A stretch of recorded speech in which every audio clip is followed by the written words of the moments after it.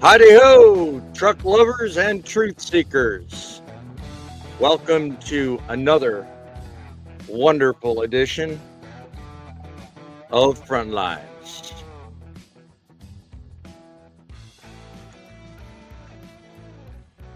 Tonight, another enlightening discussion on what's going to challenge you in the way you think about the industry's future.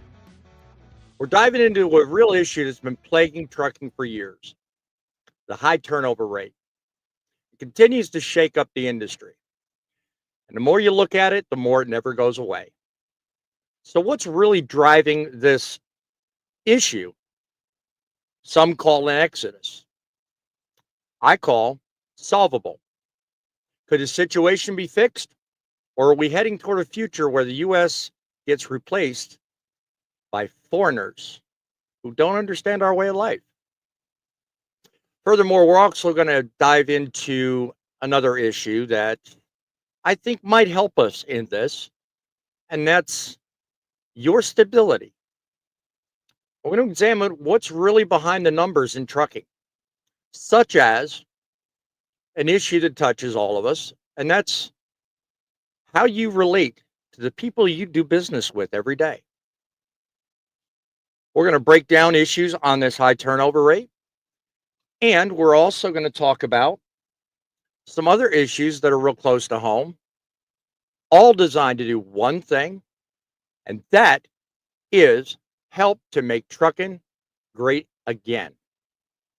All done one day at a time. We're going to start off tonight a little differently. Of course, every one of these shows starts off a little differently, but we are going to do things the way it should be. We're going to first talk about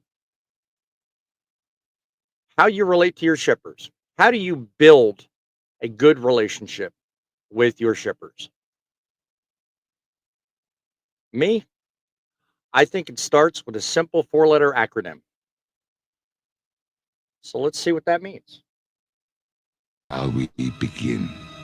From Truckin City Central Command, you are on the front lines.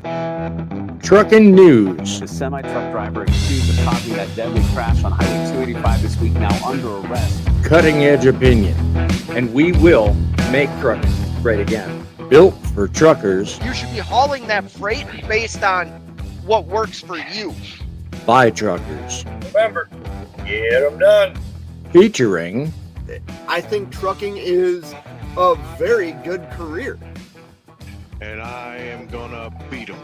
I'm gonna beat him too. We don't do it just for us and our families. We do it for you guys. Remember, truckers are people too. Hosted by the El Rushbo of Truckin News, Boss Man. 860-785-3547. We are back behind the golden TIB microphone once again, having more fun than any news show is allowed to have. Boss Man here, President and CEO of the United States of Truckin', created with the purpose of unifying the industry by single-handedly pointing out we can make trucking great again. Doing so with a skill given to me by God himself to creatively write opinions that make you think and get you on the front lines doing what I do, and that's talking about what's important. But news, opinion, and we give every one of you a place to sound off right here on this platform made by truckers for truckers. Tonight, it's all about you guys. You call in with your opinions, your thoughts, and anything that you think will help make trucking great again. Just call 860-785-3547. If you have an idea on a story you'd like featured, by all means, go ahead and send it to That's Truckin News at Outlook.com. That's Truckin News at Outlook.com. I do this show every week, not by myself, but with an extraordinary group of panelists that have comprised well over right now, probably well over 200 years. Somebody still needs to kick me in the butt to get this slide updated. But there is a wide variety of experience on this panel that joins me every Wednesday and every Saturday to do just what I say, and that's make trucking great again. We share thoughts, ideas, opinions, and inspiration one day at a time. So first one I want to bring up is my co-host, Driving with John. If he's visible on this panel, right there we are. So let me highlight this, and if my computer will cooperate, there he is, the good man himself. Tell our audience about yourself and what's on your mind tonight. Hi, boss man. Hi, everybody out there. I'm driving with John on YouTube, TikTok, Facebook. Run a small, very small channel, basically about having some fun on YouTube. So, check me out sometime. What's on my mind? There are a lot of different 4-letter acronyms that I use right now, but I'll save those for the show. There you go. There you go. All righty. And we also have with us Larry the Trucker. God bless you. Introduce yourself. I'm Larry the Trucker. I'm the weird one.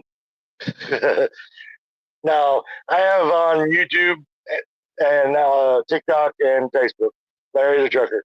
I read stories to you. So check it out.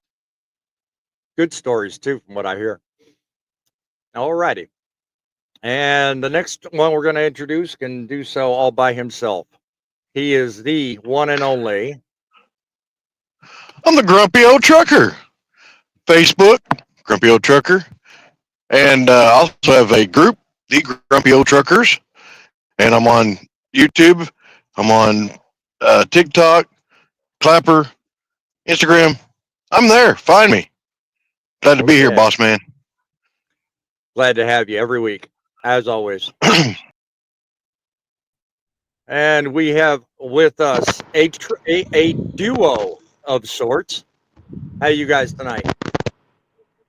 Oh, we're not too bad. Thumper here, and I got both sitting in my lap. Got TikTok and YouTube, working on my YouTube page. Small business owner of trucks, and we haul cattle and grain, and try to spread our experience in that world, and then also try to make everybody aware of trucker mental health. There you go. There you go. If that's what's important to you, it's important to me, and I'm sure the audience will definitely chime in on that too. And it's that reefer guy here once again, giving us a lovely view of trucking. Tell us about yourself. Good evening. I'm Fate Truckin. I'm an owner-operator, and I haul reefer freight around the country. God bless you. You got social media. I'm not going to let you get off that easy, my friend. How can they find you? I'm good. I'm good. Nah. You can find me right here. There on you the go. There trucking you go. front lines. On the front lines. God bless you. That sounds good to me. I'm going to tell you something, guys. One of the things that's real important to me is giving you guys news, opinions, and information that helps make trucking great again. And one of the ways in which I'm going to start doing it is I'm going to have a segment we're going to start calling the Roundtable. And I invite you in the audience to become part of that roundtable. That is what we're going to do tonight. And we're going to talk about shippers. Everybody in the industry says a lot of negative about brokers. Okay, let's step back and take a look at the industry as a whole. I got one more person I want to introduce. And as soon as I introduce, we're going to jump right into talking about how to build a better relationship with shippers. So go ahead and introduce yourself and tell us what's important to you. I'm midlife trucker Tom Bell. I became a truck driver in 2019. I've got YouTube, TikTok, Facebook, but I don't do much over there. I do a lot of drone footage. I show all my pay statements and have since I got into the industry in 2019. I believe I'm a little different than most people. I'm not trying to lift the whole industry up. I'm trying to lift individually up. I'm trying to help you make better decisions about the carriers you go to. I use a Right. check system: culture, home time, equipment, compensation, and knowledge.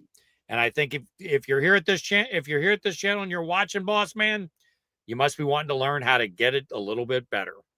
And we're going to start tonight off right on that very vein. I'm glad you brought that up. I'm interested in how to make good first impressions with shippers. That FICA, FICA, that you see in the lower right is my acronym for first impressions count always. And a lot of people in trucking today seem to forget that first impressions really do make a big difference. How do you think that would relate if you're talking about trying to win over a shipper for repeat business? What would you think Well, on that? you just put on your Crocs and socks and got those shorts that go down to your knees and maybe a t-shirt that's a little ratty, and walk in there vaping and smoking in their office and tell them, hey, this is the load, take it or leave it. There you go. Look around the truck stops. Yep. Look around at the people you see at the shippers and receivers.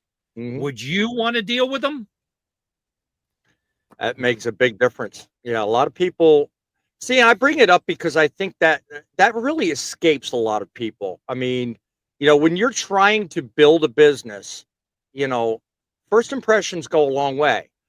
And a lot of people don't seem to think about it. They sit back and they blame everyone else for their shortcomings when they don't realize, well, the first time they walked into that office, to use your example, with the Crocs, with the, the low cut t-shirt that looks unprofessional, that shipper's looking at him like, where did they find this guy? White beaters, man, white beaters. Yeah, well, I wasn't going to go there, but okay.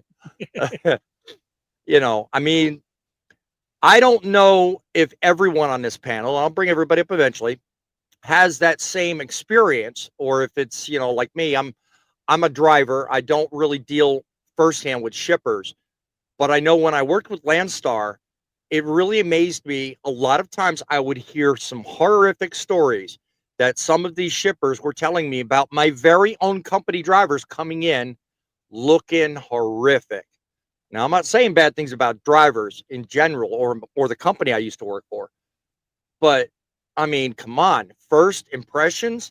Are we forgetting this? I mean, either you two, Thumper, Fate, you guys got anything to add to that? I mean, it's incredible what these people are doing in this day and age. It just really amazes me.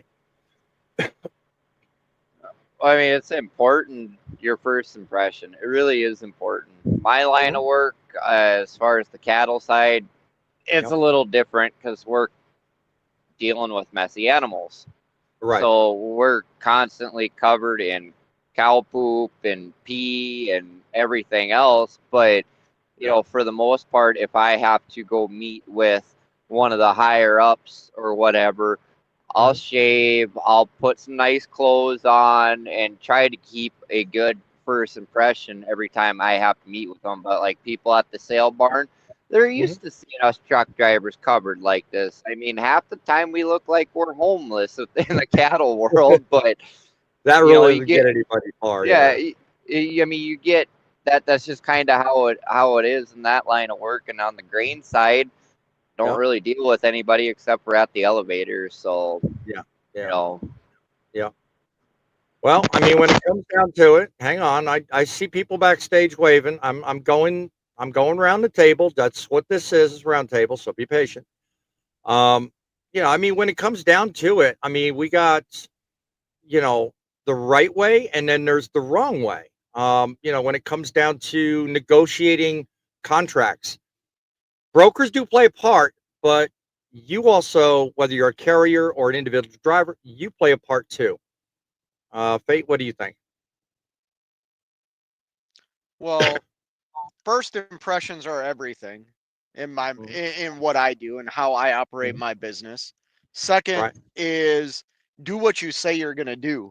I see and hear stories of, carriers not being able to agreeing to do something and then not doing it. You know what I mean? Yep. And Yeah. when you are dealing with direct shippers, customers, even brokers, that operate 3PL companies. Those can be direct shipments. You have to have a backup plan. You know what I mean? You can't always give loads back. You can't. You have to follow through with what you say you're gonna do. You know, and I happen to believe in wearing jeans. I don't care if you're in a t-shirt, but put on a pair of tennis shoes or put on a pair of work boots or something. Do not walk into these places basically barefoot. You see signs up all over the place. Cole, you know, they don't want that in their office. You know what I mean? And here's another thing to be aware of. Even if this is a brokered load, let's say you get a load from C.H. Robinson and you're picking up at an Americold. If you give a bad impression to the lady or man behind the counter, they communicate with the broker. They can say, we never want this guy here again. Yep. That will make a big, big difference, certainly. All right. I'm going to go through some comments and, again, trying to go around the table, so just bear with me. Richard Phillips, he's a new face in town, so glad you could join the show. Ready for the next great adventure? Well, stand by because it gets deep from here, let me tell you guys. Foreign drivers have already invaded the industry. We need to run them out. Don't know who you are, but you know what? If they're a foreign driver and if they're in here legally, God bless them. They do have every right to work. My story later on is going to cover something totally different, so definitely want to stand by. You'll want to know about this. Griff USMC, keep it simple, stupid. Good philosophy. I like that. Welcome to the show tonight, my friends. Christine, also in the audience. Let me see another new face. Rusterman. Hi guys, potential future trucker. Definitely want to tune in. Keep watching our panel here, and everybody on the panel here is a great place to go if you're looking for need to know information. So definitely keep tuned. We will certainly throughout the show share our YouTube links or any other necessary links to keep you guys well informed. 7 C's, good evening. Expect big things. Your word delivering. God bless you. Thank you. No screaming. I think we've gotten him kind of past that one. Let me see. Get it right. I'm just scanning comments, guys. Bear with me a second. Larry, what's your thought in terms of communication? What do you think? Do you think communication or having effective communication, as Fate was talking about, if you say something, do it.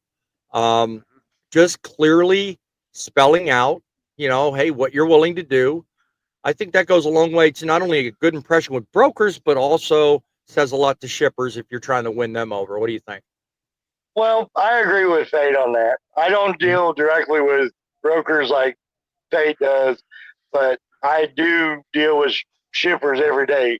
So it makes a big difference if you treat them with respect and they'll treat you back with respect, because remember, they can make you have a bad day if you make them have a bad day.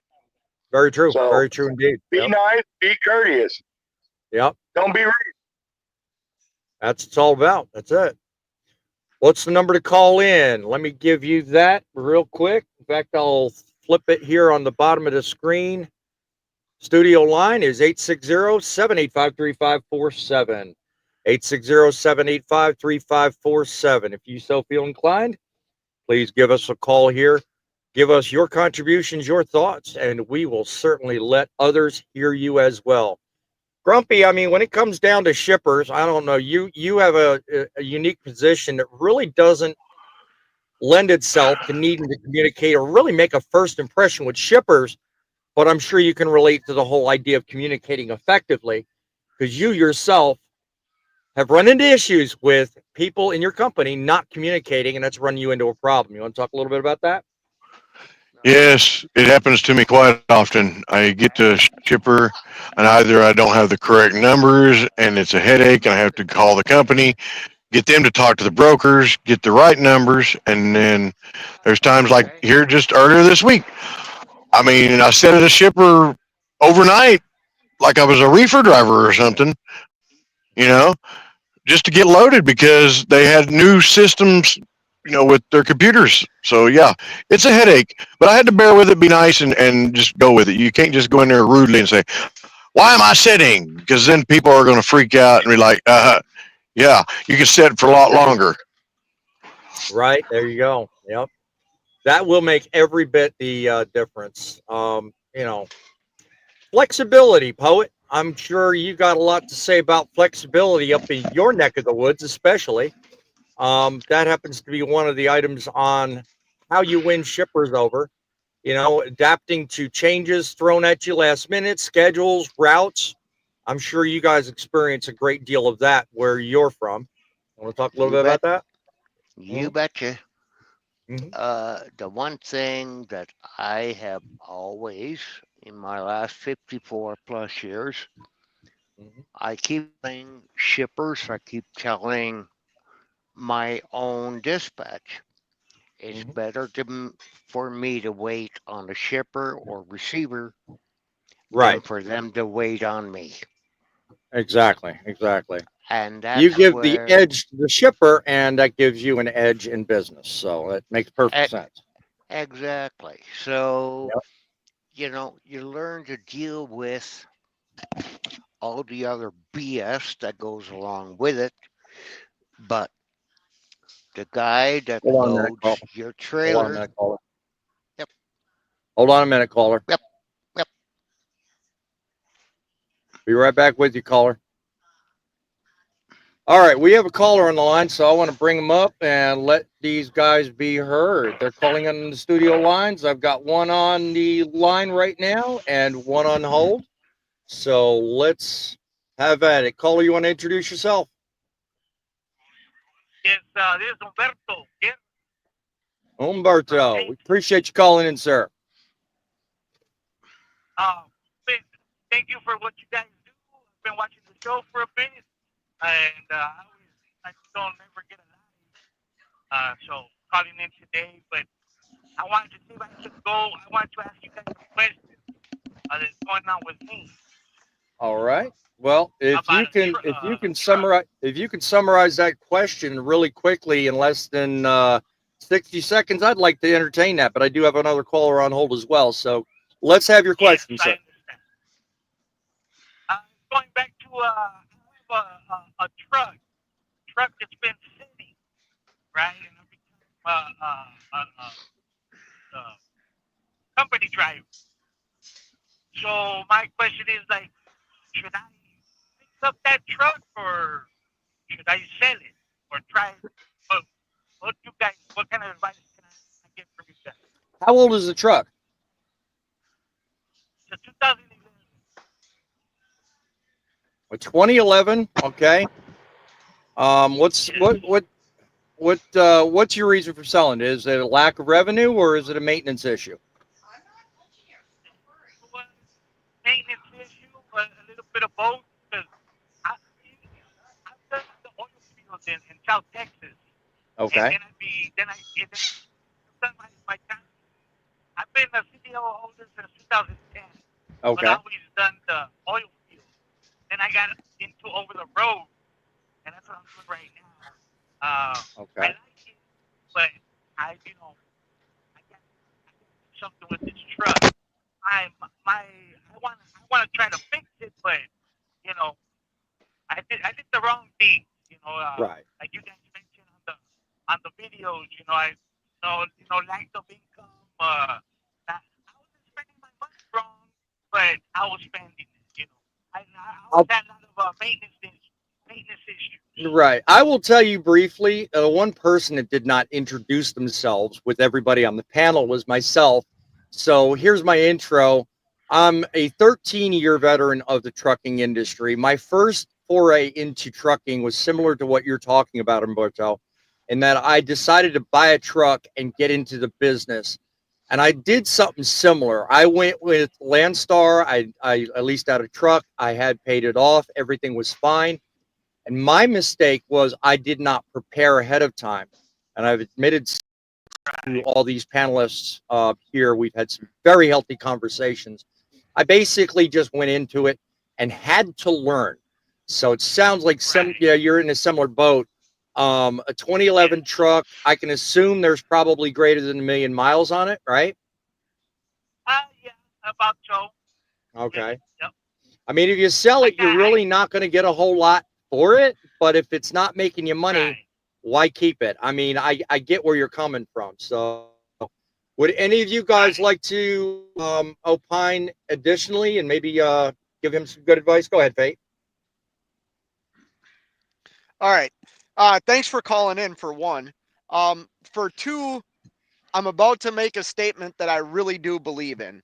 If the truck that you have is has like an after treatment system, it's not a Series 60, it's not a Cat, it's not a N14.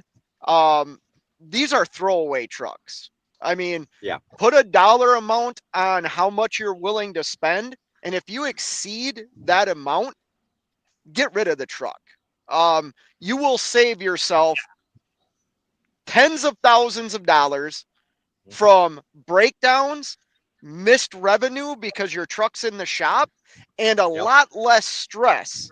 You know, it's you know, and I know everybody's in different financial scenarios and different places, but coming from somebody that kept a truck and dumped $50,000 into it in 1 year, I wish I would have just not been emotionally attached to that truck and gotten rid of it a lot sooner.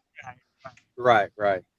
That's kind of exactly what I would have said. Don't be emotionally attached to your equipment. It's a tool to make money. Yeah.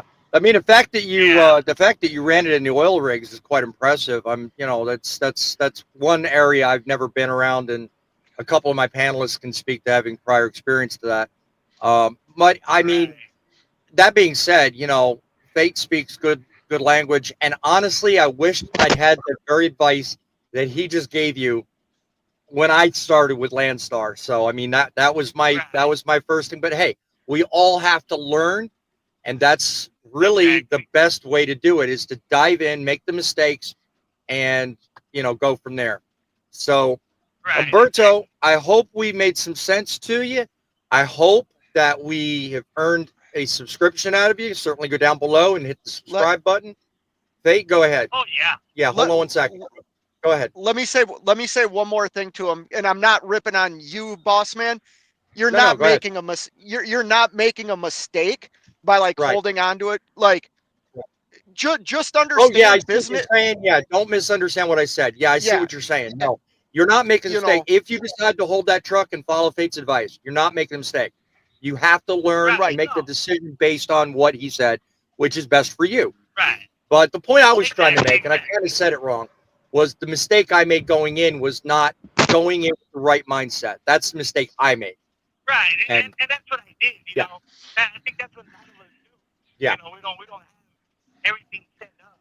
Right. And the thing is, now that I like over the road. Yeah. And I want to make the transition to flatbed. Okay. But I got this truck. Mm-hmm. So I don't know if I should do a transition or just fix it and get back to the oil field. I see. That's, you know, those are my personal things, my personal, you know, views, right? Yeah, those are decisions really only you can make, and you know, I really, you know, I wish you the best, and by all means, caller, please keep in touch with our show. We're on every Wednesday night and every Saturday night at 7:00. You can stay in touch with the comments, email our show, or you may go ahead right now and do like you're doing right now and give us a call. But certainly stay in touch. I'd like to hear more from you. Yep. Thank you very much. Thank you for calling in. We're gonna get to the next caller. All right, you take care now. Godspeed and keep her rolling. Yep. We get to the next caller, which is somebody we're all familiar with. How you doing, Griff? Griff, you there on the line? There goes the show. There goes the show. Griff, if you're on the line, come on back, my friend. We're gonna let you go here in a minute. I'll keep him on the line in case he comes back. These things with shippers, I mean, or let's finish up about Umberto. I mean, anything floating around there you guys want to offer too? Well, I mean, and to me it sounds like. Oh, sorry. Go ahead. Go ahead, John. No, go ahead. I was just gonna say to To me, it sounds like he's battling because he made money with the truck and he's not sure where to go next. Well, that's what it's a tool to make money. So if he wants to go over the road and it's suited for oil field work, he shouldn't take that on over the road. He should go get something that has great MPG because that over the road, that's what you need. Yeah, it makes perfect sense to get a truck that fits the utility of the job you're looking to do, because if you don't, then you're hurting yourself, you know, so that makes perfect sense. So Griff, are you with us, buddy? All right, well, looks like we got a deadline. So Griff, if you're in the audience and you want to call me back, I would certainly love to entertain the call. Love it when you call. Fate, he gets a little hot under the collar when you do so. Come on. Make our day, my friend. Anyway, we were talking. There we go. I must have said the right thing. What up, Griff?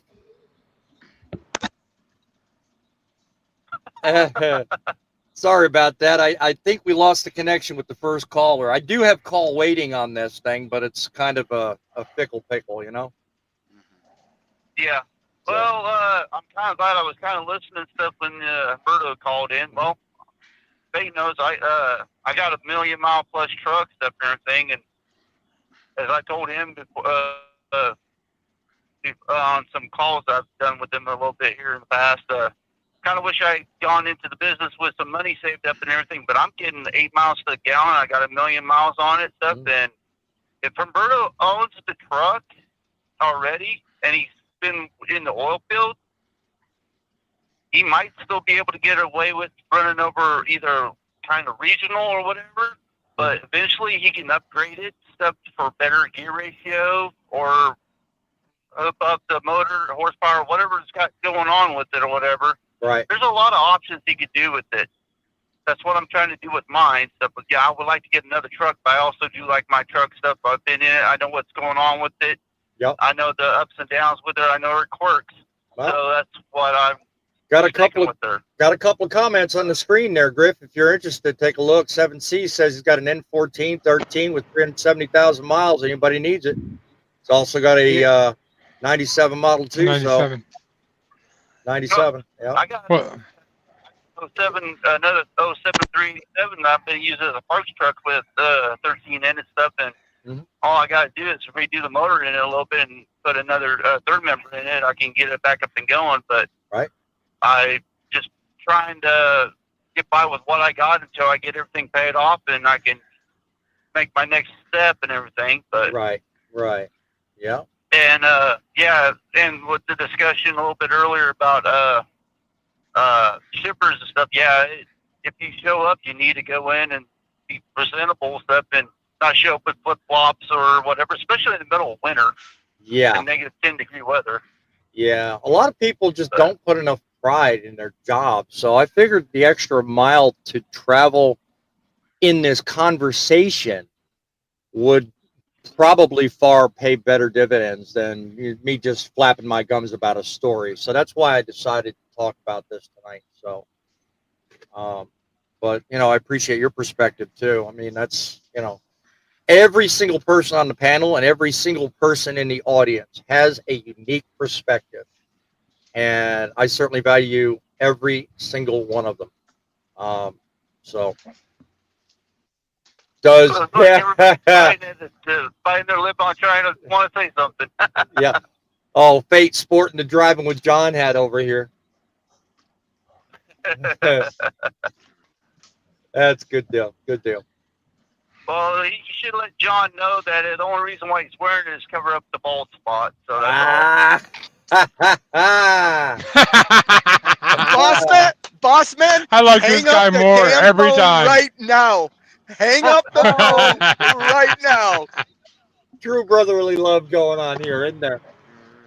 All right, Griff, we appreciate you calling in. I say we keep him on for the whole show, just so he can harass Fate. He certainly raises the bar every time he calls, doesn't he? Sure. I think it's the only times I'm playing on the panel with you guys on one of these shows stuff if I'm stopped. Right now I'm finishing up at 34 before I head out going to Indiana. So I feel you, brother. I feel you. Well, one thing's for sure, every time you call in, I notice something. Every time you call in, I get a few more watchers because I see the numbers in the upper left tick up, and at the very same time, I see Fate squirming in his seat. I don't know what it is, but you got to keep calling me. You really do. Take care, Griff. I really respect Fate. I respect all you guys. Thank you for the advice and everything, stuff, and I'll try to keep in contact with you guys. God bless you. Keep it rolling, my friend. You stay safe out there. All right, you too. Thank you. All right, take care. I love calls like that. That's great. I mean, especially when they're repeat callers. And I don't mind. If you guys are in the audience and you want to get some firsthand advice, just like Humberto did, we have a wide panel here with 200 plus years experience. Give us a call. If we don't know the answer, we will certainly give it to you. That's, we will give you somebody that will. What are you pointing at, Faye? Larry wants to talk. Well, all you got to do is pipe up, Mo. Unmute yourself and say something. I wanted to say something to the shipper thing. Sometimes it's not, it helps with if you look presentable, but it also helps if your truck looks presentable as well. If you're going into a shipper with a dirty truck, then... Yeah, that goes without saying. I just wanted to bring that up. Yeah. Okay. Anybody else before John? Go ahead. Got your hand up. Yeah, sorry about that. I never really commented on the whole shipper thing. Honestly, guys, when you're out there dealing with these people, they get grumpy. No offense, grumpy. They get grumpy and ornery and mean. Thanks. Truckers all day. Uh-oh. All right. We're kind of dropping in and out of signal. Okay, well, Go before ahead, Poet. I'm going to give Poet a second, and then I'll come to you, Thumper. Go ahead, Poet. Okay. Can you hear me? Yes, I can, John. Yes, I can. Just take a second, John. Straighten your signal out. I'll be back with you in a minute. Poet, unmute yourself and tell us what you want to say. Okay. So we all have smartphones. Every one of them. Okay, we all know how to look up the shipper's requirements for what needs to be worn. If it's flip-flops, have at her. Go at it barefoot for a care. But if it's steel-toed, wear steel toes. If it's the stripes, wear the stripes. If it's the hard hat, why not? Be on time. Actually, be an hour before time. Okay? The guy that loads your trailer is essentially the one that pays you at the end of the week. Your company, not your company. It's not your company that pays you at the end of the week. It is the shipper or the receiver that sends their money to your company. So who's really paying your paycheck?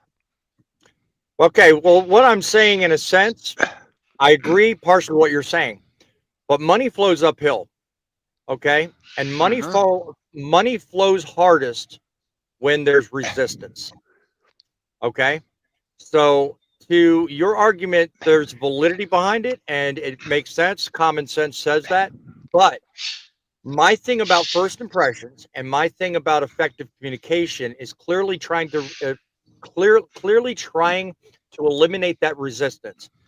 When you're trying to build a business, it goes without saying that the best impression you give, whether it's brokers you work with, shippers you deal with, or customers on either end, if you're in it and you make it look like it's just a job, that impression is going to shine through, and you're less likely to get that return business with that kind of mental attitude. I mean, Larry makes a good point about the impression with the truck. Fate said earlier about, your first impressions about what you wear and how you conduct yourself. Grumpy even mentioned it. Thumper, you got anything that you want to add to this before move on to my opinion? Oh yeah, I got a couple things to add. Kill them with kindness. Like seriously, if you could be as nice as you could be to them, they're gonna give you respect. I mean, that's just simple as that. You come in there with a bad attitude, like Kate said, they're gonna tell you. They're gonna talk to the broker and tell you get out and never come back. Sure. And as far as the truck thing that we want, Humberto, what's his name? Yeah, Humberto. Yeah. Humberto. He has an oil field truck and he's trying to turn it over the road truck. Been down that road. All my trucks were oil field. It's a lot of money to convert them to be on the road. It sucks, but it can be done. And if that's a road you're going to take, I'm warning you right now, expect a lot of breakdowns. Right. I mean, I battled that for like 3 years before all the trucks were fine and dandy, kind of at the point where I was about ready to throw my hands up and just buy all new trucks. Because oil field stuff is really hard on the truck. You're always bouncing on the gravel roads. And, it is very hard. And then Fate had commented on the 7C's email. I don't know if they saw that or not. Yeah, I typically don't involve myself in that kind of conversation, but I'm sure they'll get each other. I didn't know if 7C's was on your YouTube or not, so I didn't know if he saw it or not. So that's why I brought it up. Yeah. I'll make mention of it. I mean, because I think 7C's and Fate they pretty much talk, so I'm sure they're familiar with each other. But I mean, if a truck is gonna nickel and dime you, it's time to let that be somebody else's problem. I mean, that's just kind of how it is in today's day and age. And go buy yourself a nice, reliable truck. I don't know what kind of truck he had because he was cutting in and out. So yeah, it's kind of hard to hear. Yeah. But that's kind of what I all have to say. Yep.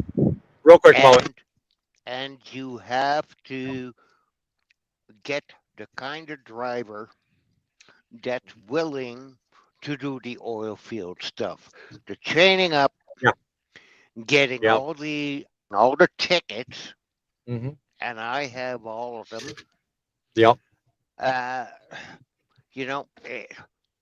Oil field is not. It's not easy work. It's not at all similar to OTR. No, it's totally different. Let me pay notice to this. Griff USMC says, be early and call to see if you can deliver early. Go ahead of your time. Some places at first come, first serve, which basically, good point. I want to just offer my last, this is last talking point I have on this. Provide value. I mean, if you just get behind the wheel and you just quote do the job, like I said earlier, you're less likely to get any contracts or any extra business because really it's all about the extra business. You can do just so much during the week and you do so many miles, but if you win over contracts with people, by all means get it, because the less you have to deal with people outside that put their hands in the pot, then fine. So if you're providing value and you're actually winning people, whether it's the brokers that you're dealing with or the shippers directly, you're more likely to get that business. So that's my last thought on that. Griff, good point. I'm glad you made mention of that. Any more thoughts before? Yeah, and before, go ahead. Yeah, I forgot to add something. You guys were just talking about $1 million or million mile trucks and all that stuff. Right. The truck I'm in currently has 1.8 million miles on it, and this year was a bad year. I will admit it. I went through 4 rear ends. I went through transmission and 2 engines in this truck. While I was chasing the engine issue, I was chasing an issue that we found out was prior to the rebuild, or it was right after the rebuild, and we could never figure out what it was until it got opened up again. The transmission, well, I mean, it's got almost 2 million miles on it, so they're going to go out. And then the same as rear ends. Somebody, before I got into this truck, I had another driver in it, and I guess he was trying to get revenge on me and flipped a bunch of airlines around. We drove around, probably put about 50,000 miles on the truck with the diffs locked. That ain't good. Wow. No, that You ain't. know, that Very that was costly. it was very costly, but Very that was costly. something that wasn't my fault. We thought the diff was unlocked, and then for some reason the diff temperature skyrocketed, and we tore into it. Yeah. And here they were switching airlines around. Right. So Never a good thing. Never a good thing at all. All right. Well, we're going to move on to the second topic of the evening. So let's talk about foreign workers in trucking.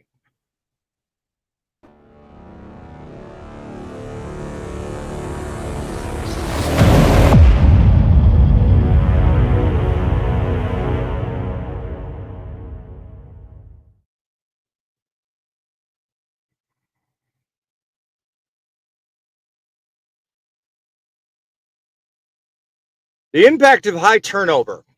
It's no surprise that turnover rates in trucking have been hovering around an eye-popping 90% for years. Before anyone starts pointing fingers at the pandemic, let's get one thing straight. The numbers were high long before the pandemic. But now we've got companies like Trius Trucking in an article featured in the description claiming that the pandemic-induced turnover is the reason they need to hire foreign drivers. Okay, hold on a second here. Are we really going to let the pandemic become one of those scapegoat-style crutch things? No. The reality is turnover in trucking isn't just a statistic. It's a problem, and it's been plaguing us for a long time. But the question I want to ask in this opinion, and I want to get from you in the audience is there truly a solution? Because here's what this article goes on to say. This particular company, Trius Transportation, filed applications with the Department of Labor to get a waiver to be able to hire foreign workers. They have to put in an application for what's called an H-2B visa. They tried justifying, using this pandemic argument, the need to hire up to 124 foreign workers. Now, I don't know how many company drivers work at this company. I didn't look into all that. Okay. But really, well, what's the purpose there? Well, we can get into what that is, but here's my thing.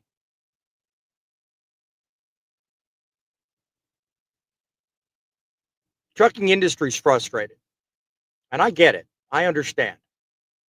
Because we're in a day and time now where everybody likes to say retention, retention, retention. But do we really know what that is? And do we really know what it means? Why are drivers leaving such high numbers? And what can we do to keep them from walking out the door? That's what I want to focus the rest of tonight's discussion on. It's not about simply throwing more money at the problem. The solution lies in treating drivers like professionals, offering them competitive pay, decent benefits, and respect. Truckers' life isn't easy.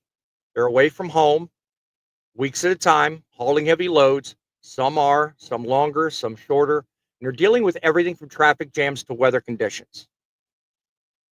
You don't just jump into trucking today thinking it's going to be a great win tomorrow. It's not just about pay and conditions either. Safety is another factor. Experienced drivers leave because they're being put in unsafe situations or expected to do things that put them at risk. Well-maintained rigs, smarter scheduling, all of these things are ways in which we can help improve the industry, and I'm all for it. And before midlife pipes up, no, I don't want more regulations. So let's talk about really the long-term benefits of what you might see tomorrow in trucking if we stop today and actually have a discussion about how best to tackle the issue of driver retention. What would make, in anyone's best idea, what would make a company decide to hire foreign workers as opposed to somebody maybe in their town or from a pool of people like me and yourself. So let's talk about that. Anybody currently on this panel have any thoughts? I'd like to hear it. You really won't like mine. I never do, midlife. So what else is new? Flat out, I'd hire the foreign workers 9 out of 10 times. America's truck drivers today are weak. They're entitled. They think they're special. They're not. You're not out here driving a truck because you're wearing a white hat and you're a paladin and you want to move cargo to make people's lives better. You're out here because you want to make money. And you never feel like you're making enough money. Don't worry. I hear what you're saying. Werner is operating at a loss. That Heartland is operating at a loss. That Knight Swift are operating at a loss. Walk in there and say, I want more, I want more, I want more. The reason everybody's leaving is because they're not paid enough. Bullshit. It's what makes the driver. The drivers are weak, and they're weak and entitled. Okay. Now that you've gotten your yelling done, let me ask you a question. Seriously. What makes you of the opinion that drivers today are, just as you explained, weak? What makes you say that? Because all they do is whine. Go on any Facebook group. Pay me more. Give me more time off. Give me this. Did they do no research before they got into the industry? Did they choose their carrier well? No. They heard they heard what the CPM was, and they went running down the street. They go to Heartstock because two clowns get on there and say how much money they're making, and they're making mediocre money. And yet everybody goes and runs for it. So are you of the opinion Turn the volume down just a tiny bit? Are you of the opinion that that's the culprit behind turnover? The problem with turnover is the drivers are weak and entitled. If you go back 20 years ago, they didn't have cell phones to communicate with their families. They were calling home from pay phones. They got home once every couple of months. I have never spent more than 3 to 4 weeks on the road since I've been out here. Okay. We have a caller on the line. I'm assuming because he's called once in the show already, he's got a challenge for you, midlife. So, Griff, what do you say? I'm having a midlife crisis right now, and he's full of fucking shit. Okay, let's have it. Let's have. I'm sorry, but no. I'm out here as an old operator trying to make fucking money and stuff, and he's going on. He's rather hire somebody from fucking India that can't speak a goddamn lick of English and everything. And he's a fucking translator and shit. Fucking fate has somebody fucking running into his fucking truck. He didn't even know how to fucking speak English. Okay. And he's over here fucking running his goddamn mouth and shit about hiring a fucking foreigner. Okay. Sorry, but you're very smart, man. I respect you on what you go on about something. You are very smart about the goddamn business. But this shit is fucking bullshit. It's like an argument with goddamn fucking electric trucks. All right. Griff. Griff. I'm sorry. All right. Griff. I will entertain all day long everybody's opinion, and yours will be included. But I do have to ask that we strike out some of the F words because we're trying to keep this monetizable. I'm sorry, but okay. He set me off. I'm sorry, this midlife stuff, everything. I do respect you. You know a lot about the business, and Okay. you do give a lot of good knowledge. Now that that's that just really set me off. no, okay. Now that that's done, now that we've got that out of the way, I'm glad you're laughing. I'm sorry though. I want to have for the time left. I want to have an intelligent conversation about why you two are so diverse in your opinions. We've already heard midlife. We've heard you go off. Now, let's figure out what's really going on here. The crux of the story that I started out with was over Trias Transportation deciding to fill out an application to hire 124 foreign nationals to drive a truck. Now, at the core of that, the story also notated that their application for these H-2B visas were declined. Reasons for the declination were the citing. They incorrectly proved or insufficiently proved that they had a basis for the argument that the pandemic was the reason for their problem. Number two reason was that they didn't do it within the correct filing time. All that being said, it brings to light the issue. Is it necessary to really keep the crutch on the pandemic, creating your problem, and then using that to skirt the system to hire when people, as much as I love you, midlife, you make a good point, but not everybody in the country falls under the classification of weak. There are some people out here that honestly do want to work, and they need a job before the foreigners do. Go ahead, Faye. You got your hand up. Okay. I kind of agree with mute your mic, poet. I got it. Go ahead. I agree with what Griff says, but I also agree with what midlife says. And midlife isn't wrong. No. Like to a large degree, he's very correct. He's very right. Yeah. But Griff is right too. But Exactly. here is the issue. Here is the issue. Right. There are people that are trying to obtain their CDL license is diminishing. This is not a career field that people want to get into. Just like farming. Okay? Right. Farming, a lot of farming is done by immigrant workers. You know what I mean? It's do I think it's right? Yes and no. Like that's such a weird topic. Because Griff is right. I'm not lazy. If midlife ever called me lazy, I would have the same words that Griff had. You know what I mean? But he's also not wrong. No. All you have to do is go turn on YouTube, and he made a point about people making videos and acting crazy about these lease purchases, and please understand that these people are not making money in trucking. They're making money in the referrals that for some reason people are signing up for these jobs. You know what I mean?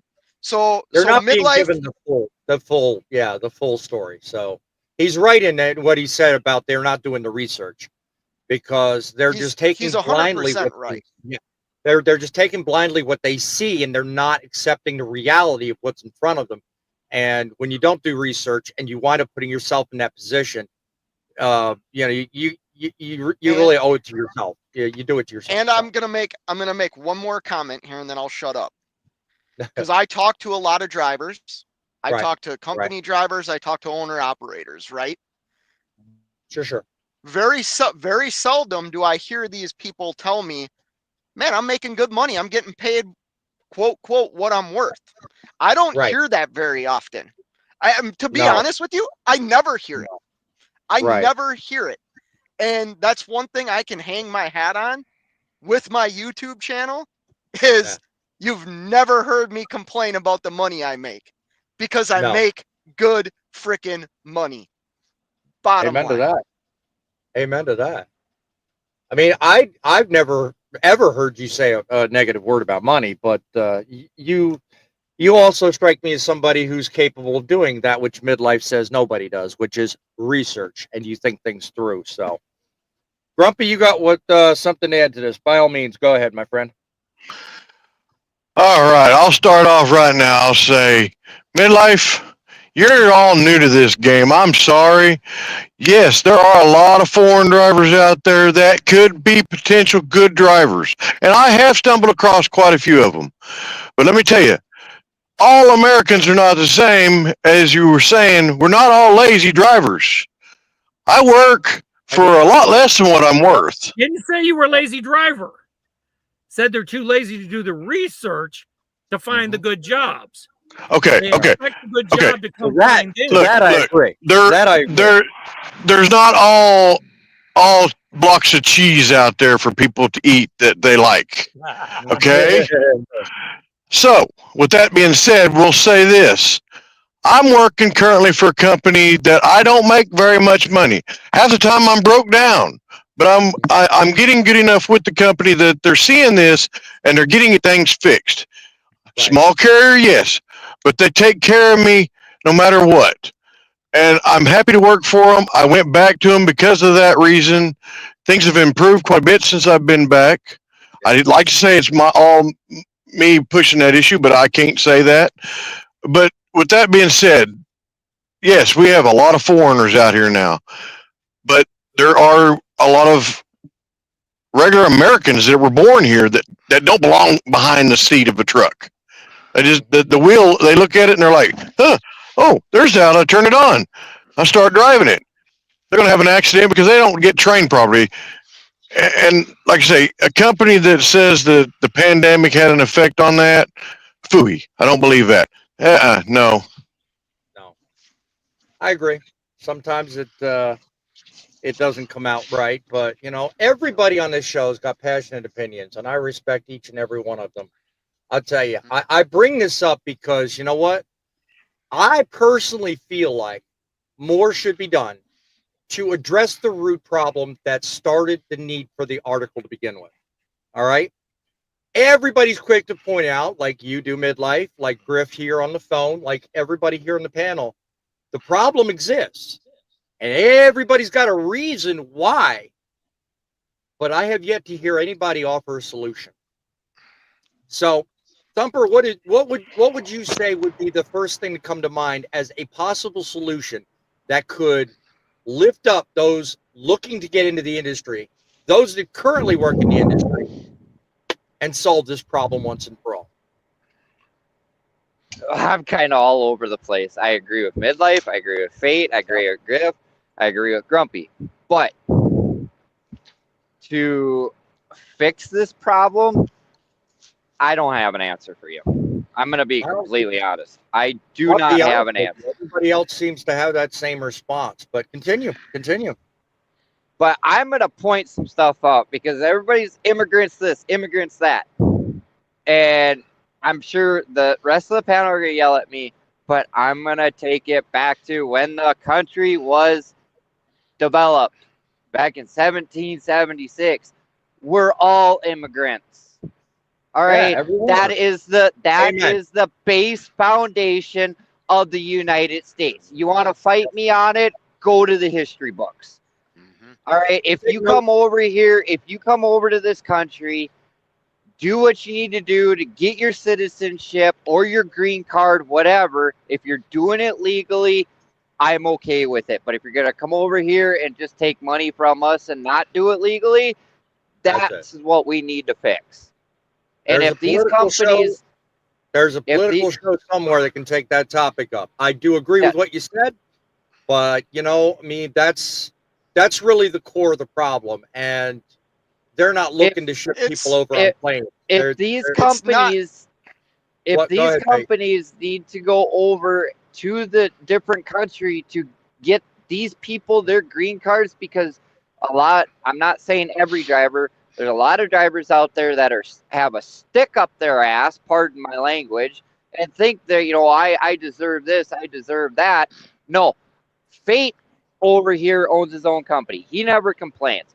Midlife, he's doing pretty good for himself. Larry is doing good for himself. We're all doing good for ourselves. I try not to complain what I have. I make decent money to keep my trucks on the road, pay my drivers, and keep my business going. That makes me happy. That's the important thing. Go ahead, Fate. Well, I'm sorry. No, go ahead, Larry. No, it was Griff was piping up. Go ahead, Griff. I was just going to say stuff. One simple solution is have it where they can at least speak and communicate in English and read it. Well, the law says that they have to, but they've found loopholes and workarounds. Yeah, no, they found loopholes and workarounds, because of this whole Google Translate and everything else. So it's ridiculous.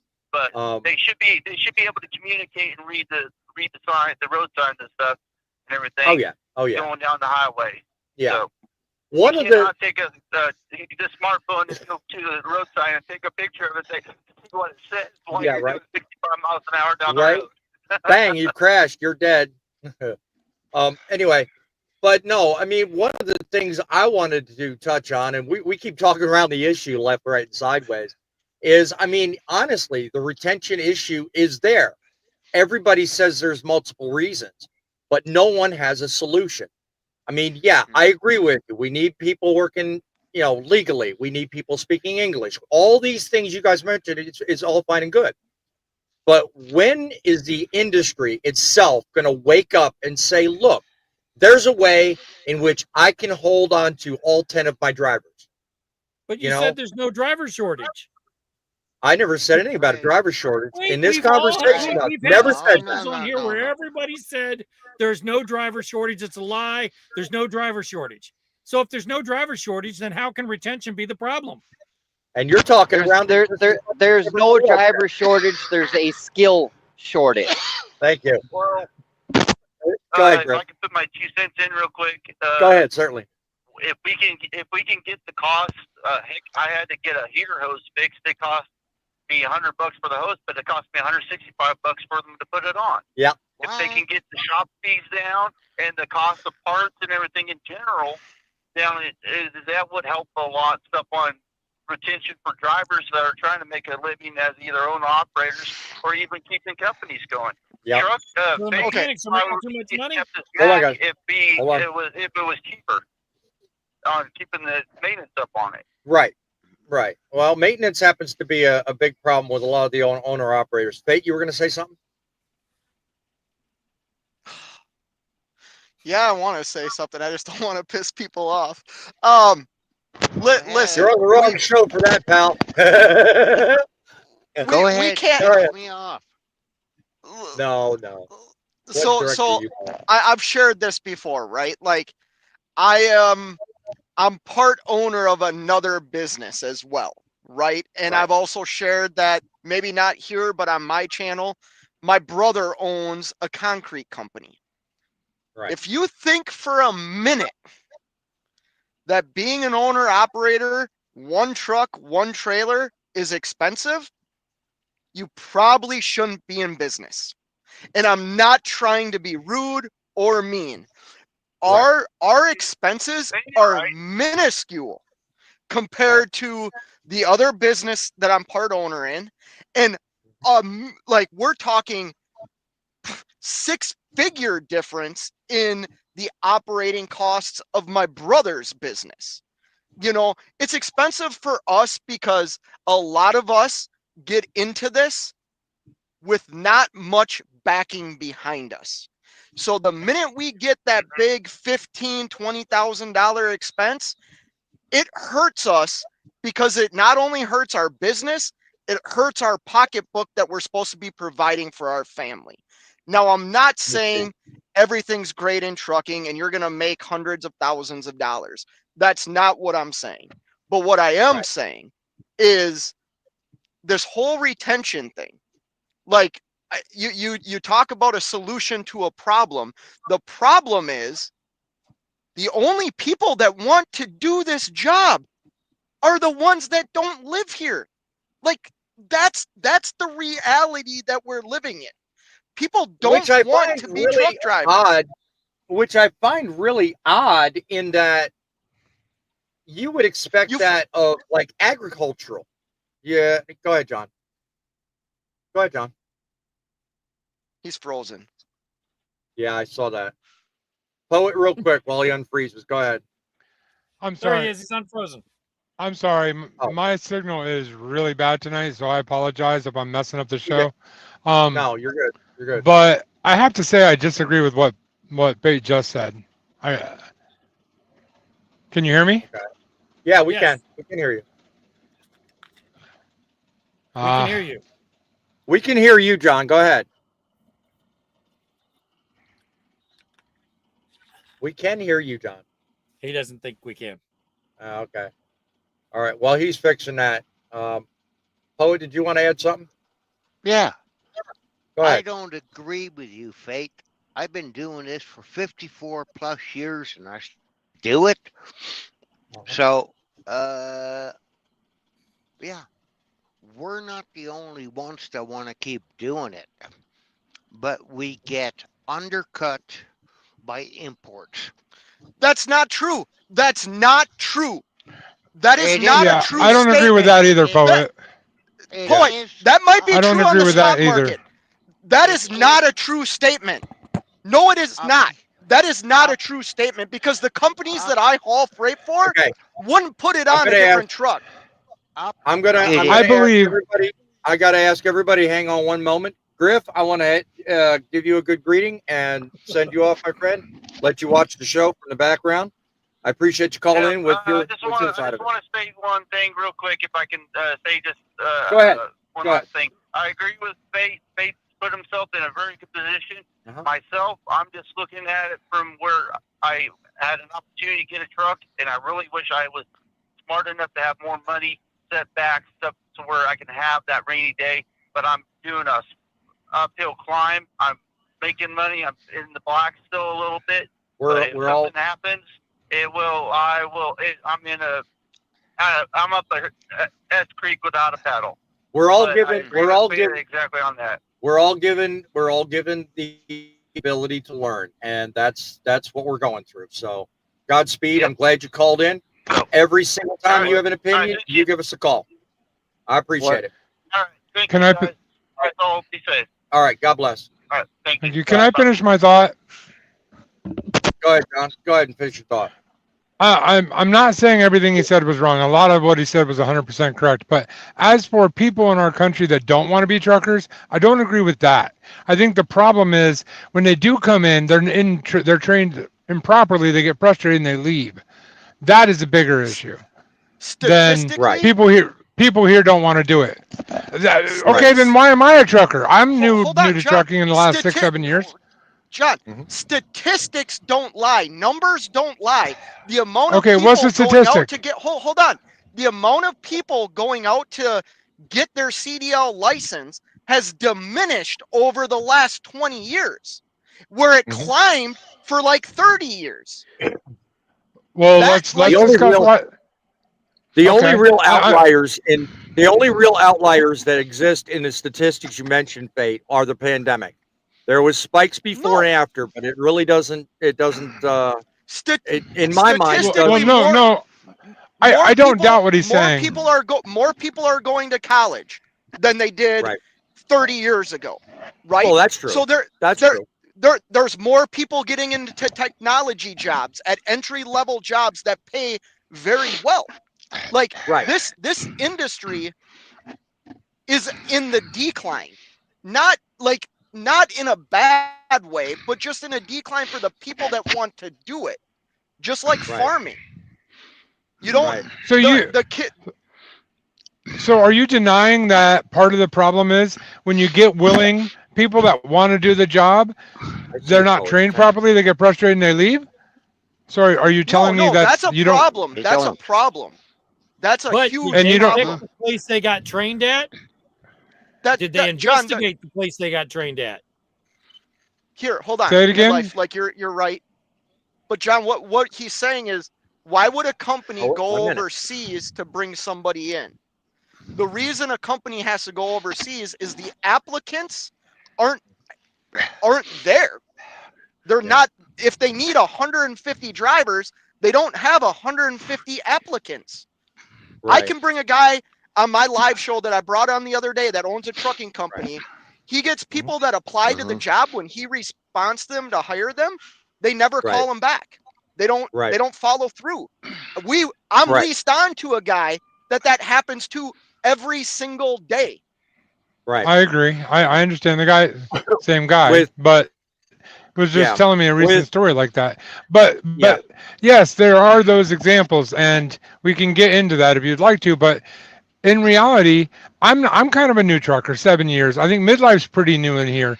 I mean, there are a lot of guys that do want to do trucking, and if you're trained properly, or if you're older like we are, and we're willing to dedicate ourselves to it, you can become a good driver. The problem is they're not teaching people to be good drivers. Hey, John. I never said they were. No, they're not. John, the problem is that is on the driver. The driver not being trained properly is on the driver. They did not research where they went to get the training. They chose the easy route. They didn't bother with it. They want to go straight in and make the big money and be a lease operator, owner operator in a matter of a year. Hold up. Hold up. I'm not putting Poet, blame on it. Oh. And how would they know that living in India or Pakistan or any of the other places we get ours from? We're not referring to overseas people, Paul. We're referring to the people here.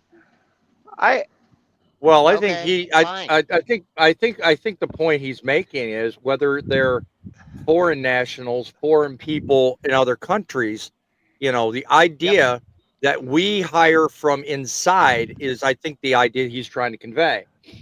Because again, remember, this entire story started from people having a bitch fest. Basically, Trias Transportation had a bitch fest because they had their application turned down. They wanted to hire a majority of their hires from out of the country, and not. Yep. Yeah, but correct me if I'm wrong. That was temporary work. That wasn't full-time work. Oh no. That was the problem. That was the problem that was the problem they ran into. They didn't supply proof that that was what they were doing, and that's why the permit was declined. Right, but they applied for a temporary permit, not a full-time permit. Those people were not coming for full-time. Using full-time statistics is what they Canada. did. Right. In Canada. Go ahead, Poet. In Canada, okay, Yep. they are having people come in. They get their jobs through their temples, okay, because their temples own the trucks, okay, Right. and they put 6 drivers into a truck. Okay, I knew you were going to go there, and Yeah, but- your country, unfortunately, don't mistake what I'm about to say, Poet, but your country is a freaking train wreck when it comes to individuals from other countries. Your country's a train wreck. Trudeau has treated that entire industry like a freaking paper mill, and seriously, he's got a stack a mile high. I've seen the videos. I know exactly what he's doing, and I don't agree with it at all. So what you're saying, I agree with. But I don't agree with the way your country does it. So that's all I'm going to say there. I agree. Yeah, I agree 100%. Right. Which is why in the beginning of this, I was going to say because I'm going to sound racist. Well, no, we're not going to do that on this show. I will say this. It all boils down to the crux of the argument, okay? The argument I made at the start of this, which is how in the hell are we going to get past this issue of retention being the issue that it is and stop the need? That's where I started the conversation, and I have yet to hear anything from anybody other than Griff. Thumper, what do you got to add? Back to the whole. I really don't know how to answer your question, honestly. Yeah, but there was some at one time. This industry was touted by media, by people, as an industry to be proud of. And when you watch social media in general, and I try not to, I really don't, because I don't like getting depressed, but there are a lot of people out there on social media that just dog the very things we're talking about. Now, on that, don't jump me yet. Just chill out. On that, though, I'm starting to see a turnaround. I'm starting to see people that are starting to put out more and more positive videos from a business perspective. They're saying a lot of sensible things, and they're coming up here and saying things like Fate is on their own channels, which I get and I respect totally. But it goes back to the argument I started to make a moment ago. Nowadays, more people feel oppressed in the industry than used to in the days of old. There's a far difference between what people say versus the reality, and that needs to change. Whether it's true or not, I'm not debating on the show. I just notice it's out there. And that's where I think a large part of the problem is. Retention starts with an image. Your competence starts with an image. Your reputation starts with an image. If you take it in a direction that's not healthy, you're not going to be healthy. And that's the point of my opinion. I think I hope I eloquently stated. I Go ahead, appreciate John. I appreciate what you're saying, and I'm sorry my internet sucks tonight, but I I know. totally missed the question. The core question being, what can we do to return the image and the functionality of this industry back to the way it was in the old days, eliminating the retention issue? Well, that's not going to happen. I'm not honestly. I was just having this discussion with somebody earlier today, and I think it was Fate, but I'm not sure. Trucking's different every year, every couple of years, every cycle. You know, like here's an example. Midlife was, I think he's 2 or 3 years behind me in experience, but trucking when he came into it was totally different than trucking when I came into it. Now take in Fate or Grumpy that's been in it for 25 years. It's a world of difference. It's not.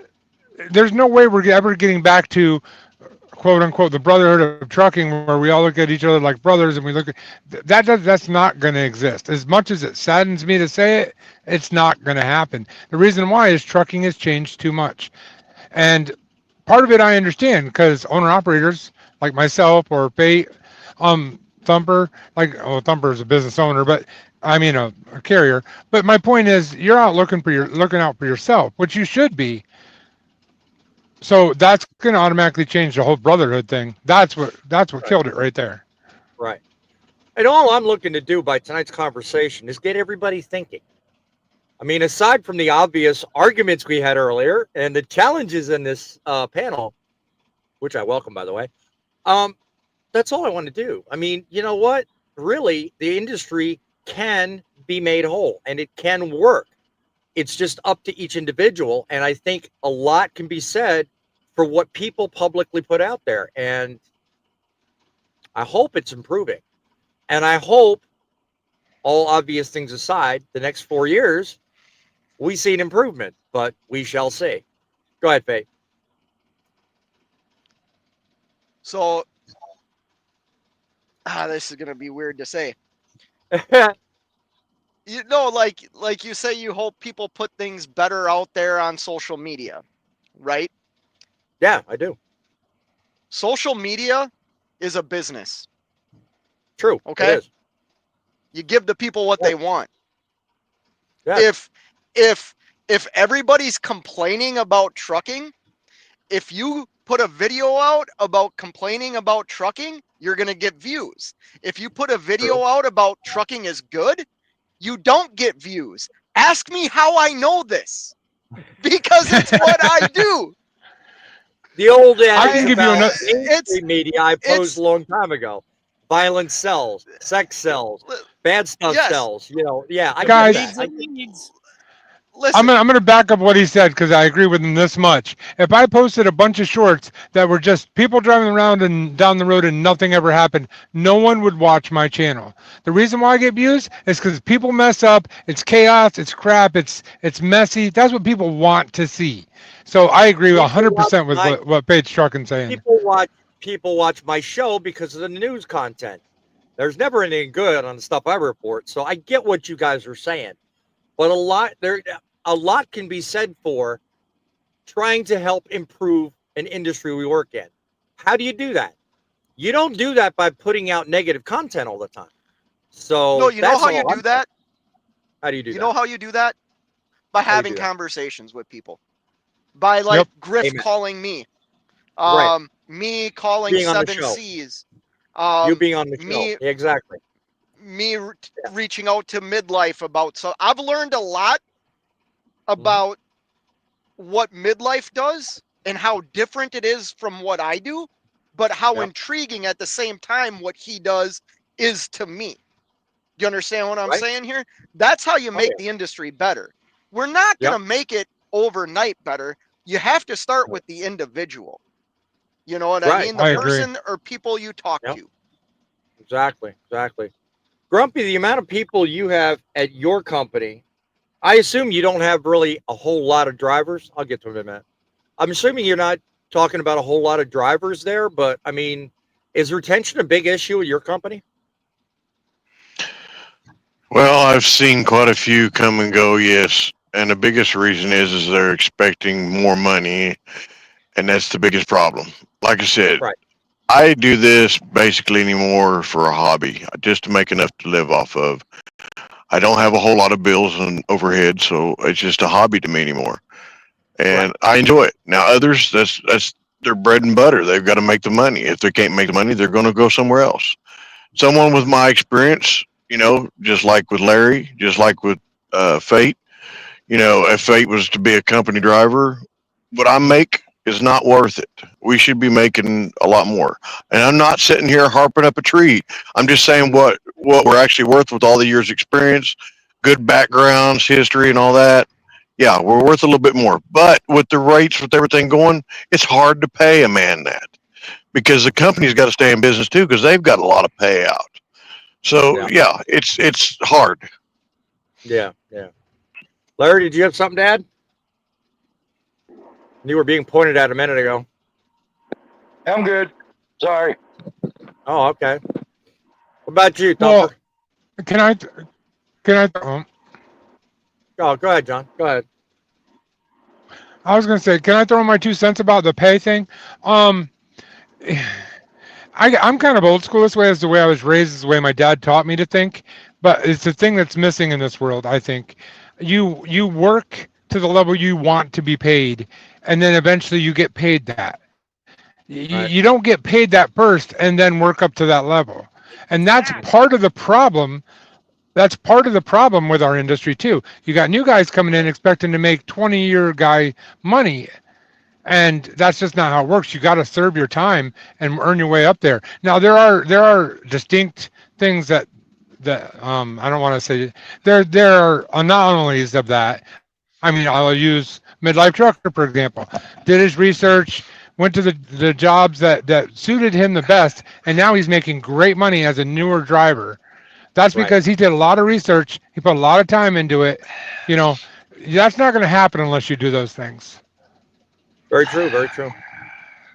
Poet, what you got to add? It's called the self-titled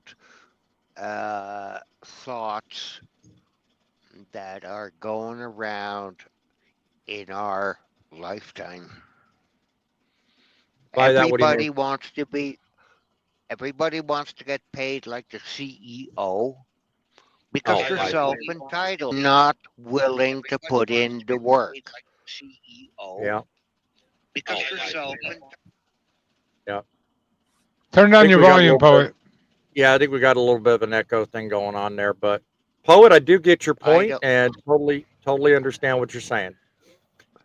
People really do need to change the value they expect, because you know what? To Midlife's point earlier, you get what you give. If you don't research, you don't get much. Go ahead, Faye. Okay. Everybody that starts driving for a company, Thumper can probably talk on this. Let's say I want to go work for Thumper. I'm assuming I have to have an interview, right? Thumper, do I have to have an interview with you if I want to come and work for you? Well, okay. Yeah, I'll sit and talk to you on the phone for like 3 days to make sure that you're fit for the job. Okay, and in the process of talking to me, you're going to explain what the job is, correct? Correct. And you're going to explain what the pay is, correct? Yep. Okay, if I take that job, why the hell am I going to bitch about pay? This is nonsense, people. This is nonsense. There is not a truck driver out there that hasn't signed on the dotted line and known, whether you're a lease purchase guy, an owner operator, or whatever you are, you know how much money you're going to make based on the conversations you've had, and you know the tasks that they're going to want you to do. Now, that doesn't mean some companies cheat the system and all that. I get that. Yeah. I'm not saying it's 100% absolute, but I guarantee you, every job I've had in trucking over my 24-year or 25-year career, which is only 4, I knew what I was going to get paid. Exactly. Sounds The like we difference have is- us. It sounds like we have us a record on file here. By the sounds of what you just said, Fate, you and Midlife actually agree. People know what they're getting into, and if they just do the research, they'll find out in advance they made the mistake. Can I say The one problem, about- though. Go ahead, John. Sorry.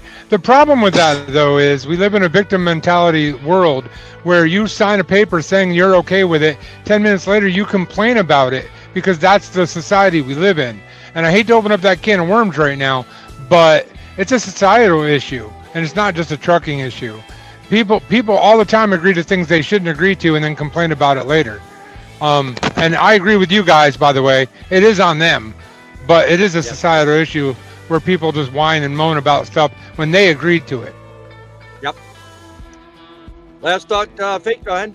Yeah, last thought. Sorry. Everybody has the same opportunities that I have. Everybody has the same opportunities as Midlife has. You just have to do the work to get it. Yep. I agree with that. Very well said, Fate. Thumper, when it comes down to being better, we got to do more. People got to start looking before they jump and basically thinking it through. Don't you agree? Exactly. You are 100% right on that one. Do your research, and if you have a question, don't be afraid to ask. There is no such thing as a stupid question, just only stupid answers because you don't ask the question. So, yep. I mean, we had a pretty good show, hour and a half long. We were kind of all over the board. I mean, I think we aired out a lot of stuff. I know I enjoyed it. I had my feathers ruffled a few times, but it was an awesome show. Nature of the beast, man.